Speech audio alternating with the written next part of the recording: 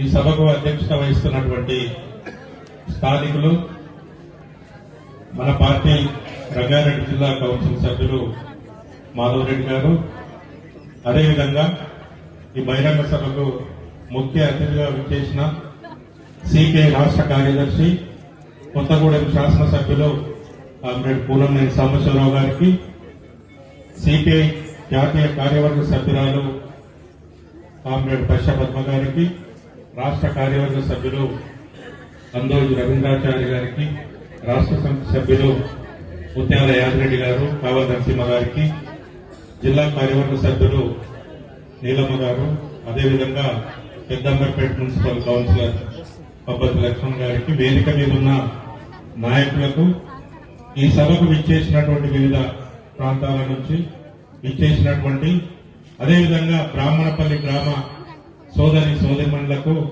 మీ అందరికీ ముందుగా రంగారెడ్డి జిల్లా కమ్యూనిస్ట్ పార్టీ పక్షాన హృదయపూర్వక నమస్కారాలు తెలియజేస్తా ఉన్నాను.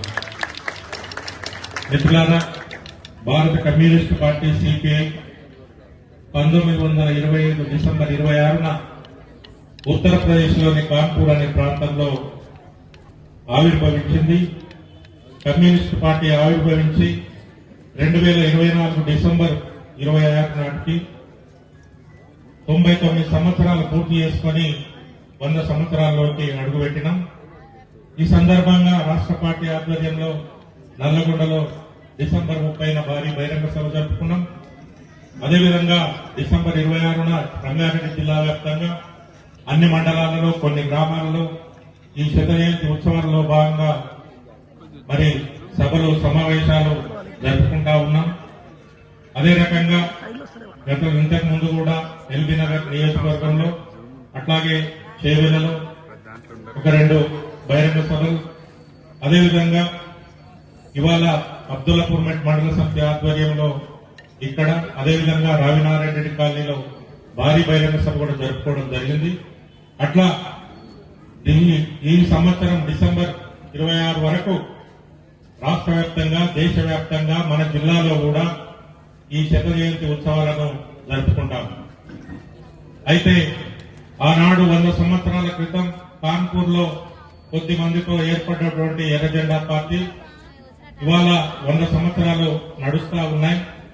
కమ్యూనిస్టు పార్టీ పేదల కోసం, బడుగు బలహీన వర్గాల కోసం, పేద ప్రజల పక్షాన నిరంతరం ఉద్యమాలు, పోరాటాలు చేస్తున్నటువంటి ఈ దేశంలో ఏకైక పార్టీ సిపిఐ, భారత కమ్యూనిస్టు పార్టీ అన్న సంగతి మనం అర్థం చేసుకోవాలి.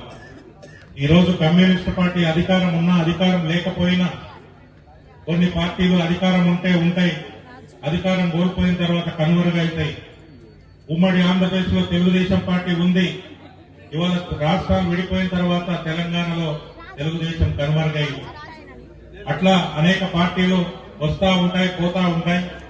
కానీ ఇవాళ ఎర్ర జెండా సిపిఐ పార్టీ 100 సంవత్సరాలుగా మరి ప్రజల పక్షాన నిలబడి నిరంతరం పోరాటాలు, ఉద్యమాలు చేస్తూ ఇవాళ ప్రజల ఆశీస్సులతో 100 సంవత్సరాల అధికారం ఉన్నా లేకపోయినా బతకగలిగినటువంటి పార్టీ భారతదేశంలో 100 సంవత్సరాలు సిపిఐ మాత్రమేనని